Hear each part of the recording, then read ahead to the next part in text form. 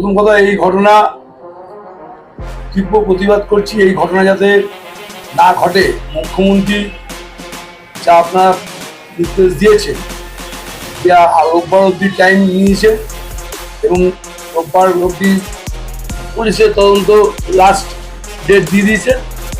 তারপরে সিবিআইকে চাইবে, কিন্তু তার আগে, রোববারের আগে আমি মনে করি পুলিশ যা তদন্ত করছেন এই ঘটনা কঠোর থেকে কঠোরতম শাস্তি দেওয়া উচিত এবং যারা এর সঙ্গে যুক্ত আছে, প্রত্যেকটা লোকের সঙ্গে যারা ইনভলভ আছে, প্রত্যেককে শাস্তি দেওয়া উচিত।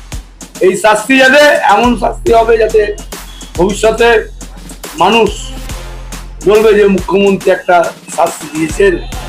এবং এই ঘটনার নিন্দা, এ কোনো ভাষা নেই, এই ভাষা নেই। আমাকে যদি এক্ষুনি বলতে বলে যে পুলিশ রিপোর্টে এই লোক আছে, মুখ্যমন্ত্রী যা সিদ্ধান্ত নিচ্ছে, স্ট্রংলি সিদ্ধান্ত, যে ধর্ষণ ছাত্রীটাকে এভাবে ধর্ষণ এবং অত্যাচার করে মার্ডার করা হলো, তাতে মুখ্যমন্ত্রী যেটা বলেছেন যে আপনার ডেডলাইন দিচ্ছে সামনের ওপারে, আমাদের ডেডলাইন লাস্ট পুলিশ তদন্ত করে সিদ্ধান্ত নেবে এবং সিবিআই হাতে তদন্ত। আমি সঠিক সিদ্ধান্ত, মুখ্যমন্ত্রী সঠিক সিদ্ধান্ত নিয়েছেন এবং আপনারা দেখেছেন মুখ্যমন্ত্রীর সঙ্গে পরে অভিষেক ব্যানার্জিও ফাঁসির দাবি করেছিল। এই ঘটনার তীব্র প্রতিবাদ জানিয়ে আমিও তীব্র প্রতিবাদ জানাচ্ছি।